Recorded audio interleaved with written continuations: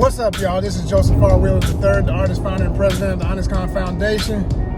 Headed to set and thought I'd give y'all a few words of wisdom for the business. If you're not familiar with this channel and all the wide variety of content we provide here at ONYXCON, the business is all about people who want to be in the film and other parts of the entertainment arts businesses.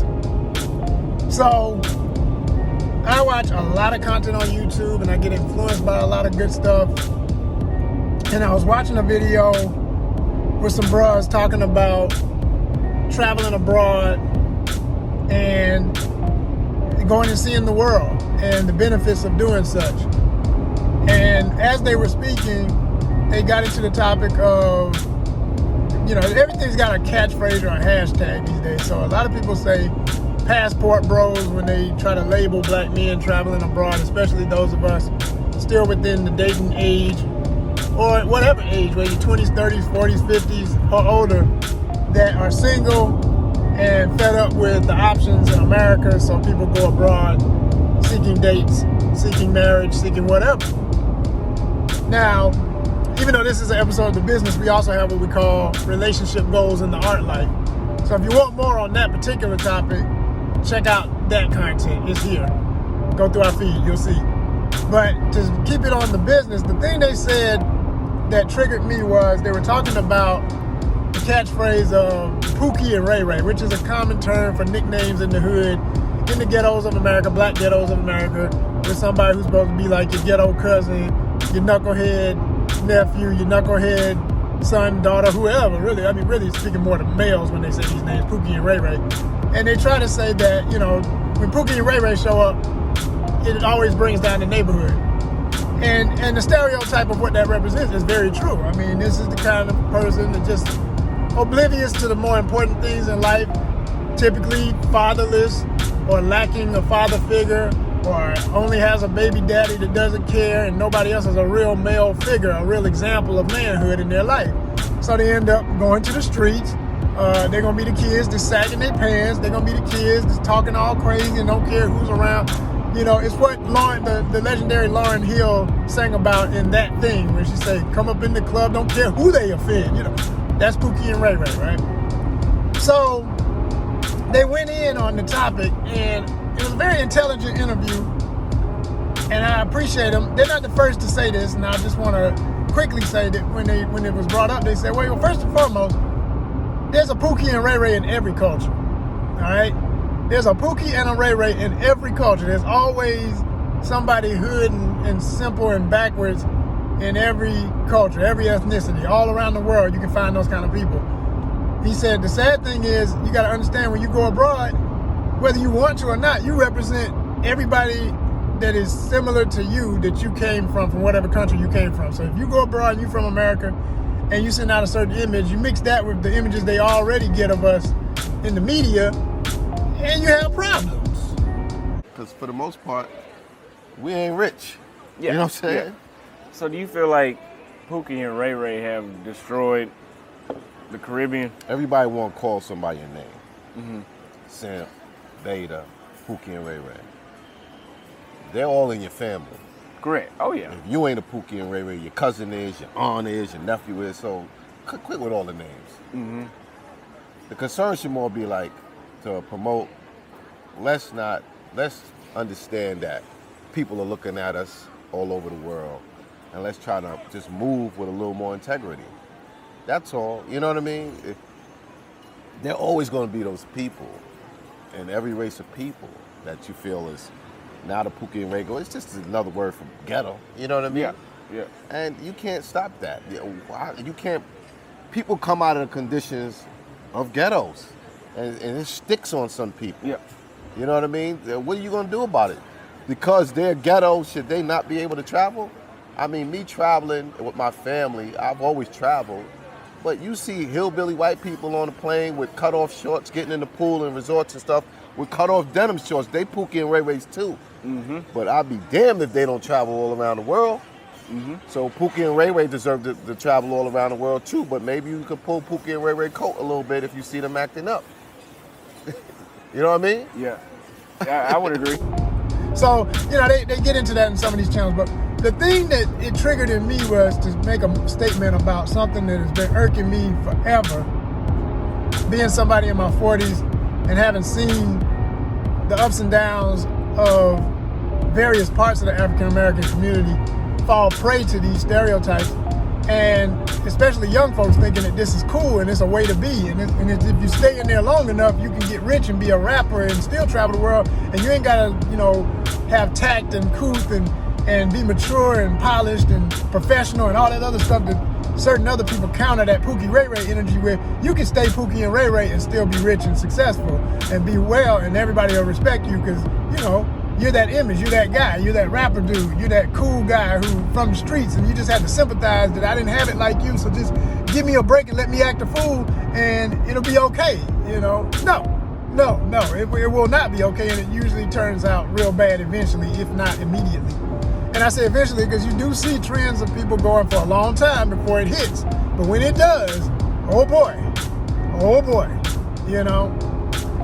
I mean, we got rappers right now that been speaking crap for decades and are just now getting jail sentences and thinking the statute of limitation was going to protect them for them talking about stuff they really did in real life in the streets.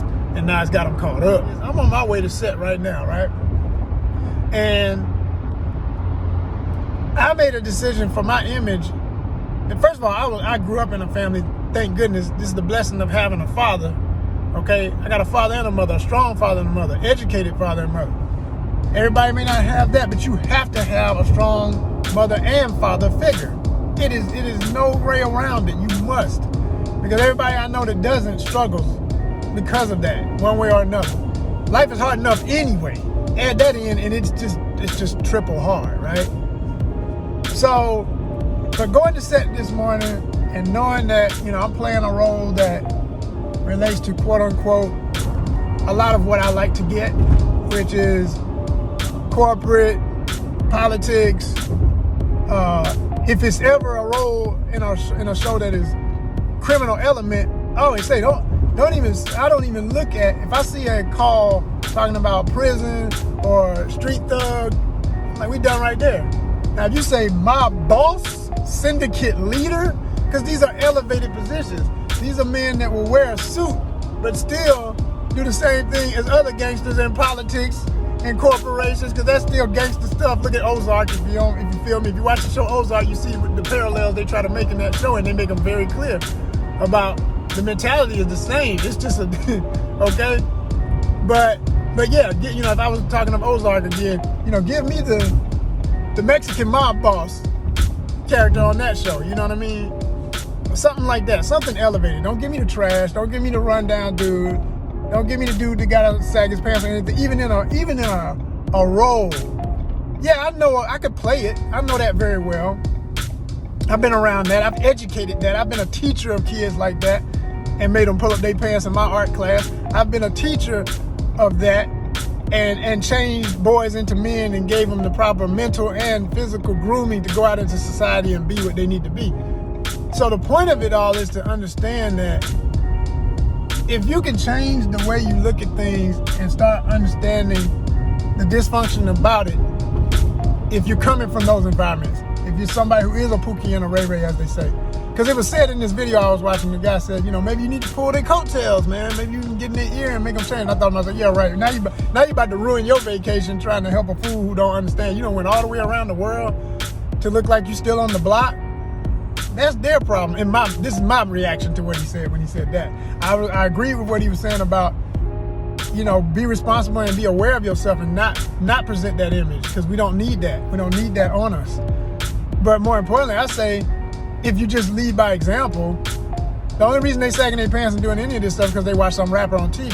So as an actor, every time I go to set and I choose to play these roles that are more dignified at any level in society, I feel very proud, because I know every time I'm seen on that camera doing something a little bit higher and bigger than the last dude to do it in that role. Even, like I say, even when it is a kind of a street slick cat, a guy who might wear a lot of jewelry, like my character on Sherman's Showcase coming up. Make sure y'all watch this new season 2 of Sherman's Showcase. I can talk about it now because I'm in the trailer.